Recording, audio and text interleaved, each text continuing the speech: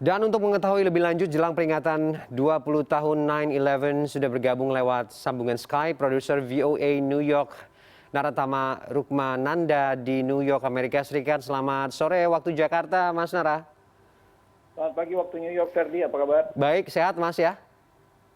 So far so good, Oke, alhamdulillah. terima kasih. Mas Nara, kita ingin mendapatkan gambaran begitu ya, cerita bagaimana kemudian warga New York di sana melihat dan Anda juga memotret persiapan jelang peringatan 9/11 atau 9/11. Yang ingin kita ketahui di sana ini bagaimana kemudian 20 tahun berlalu, seperti apa sih refleksi kejadian ini terhadap seluruh lini kehidupan masyarakat di kota New York khususnya, Mas Nara? Ya, peringatan 9/11 di kota New York itu seperti setiap tahun itu selalu diselenggarakan dengan suasana yang sangat hikmat.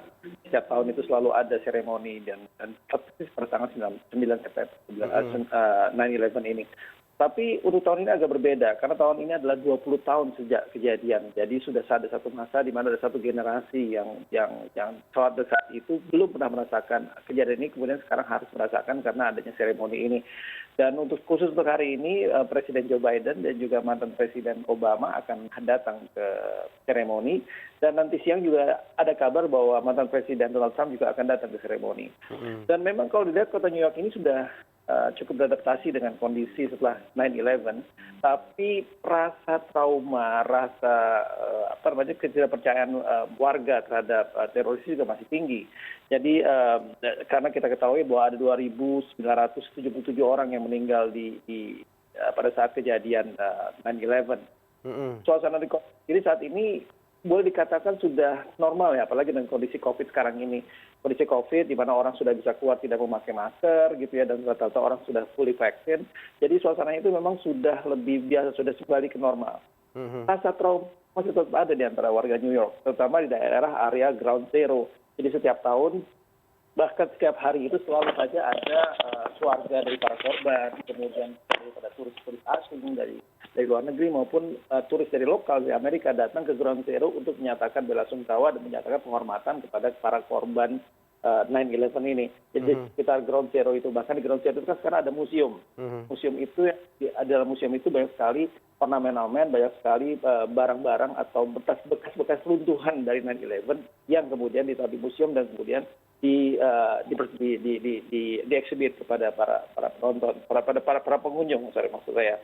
Dan pada hari ini memang jalanan sudah ditutup ya, karena di Jersey itu kan ada di daerah Lower Manhattan, itu sudah jauh juga dari Chinatown. Itu jalanan sudah ditutup dan semua orang, terutama dari 911, dari kepolisian, dari pemadam kebakaran, semua sedang bersiap-siap untuk datang ke seremoni.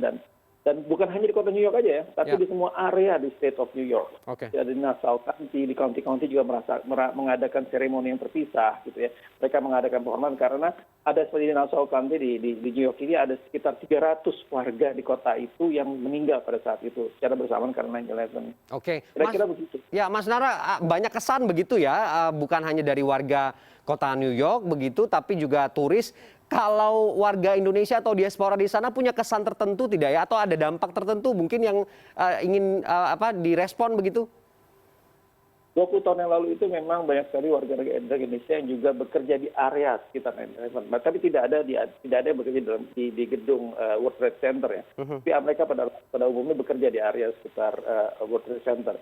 Saya sempat bertemu dengan 2 orang warga. Salah satu ada warga adalah tinggal di New Jersey, kemudian dia bekerja di kantor di sekitar 2 blok dari World Trade Center, dan dia mengatakan bahwa sampai sekarang ini trauma itu masih ada ketika dia berangkat ke kantor gitu.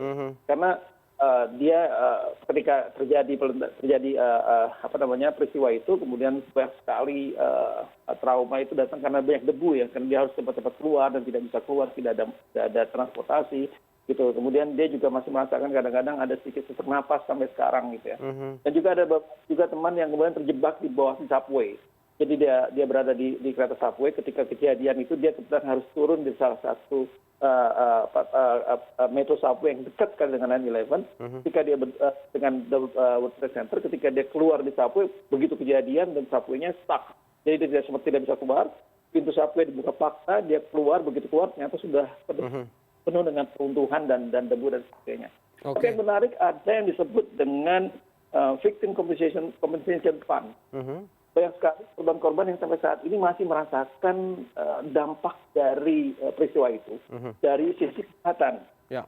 Ada yang karena petugas kesehatan gitu ya, karena waktu itu harus bekerja selama hampir 1 bulan, datang ke lokasi, kemudian banyak sekali debu, kemudian bekas-bekas reruntuhan, kemudian dia menghirup udaranya, itu kan masih bukan udara segar ya. Gitu.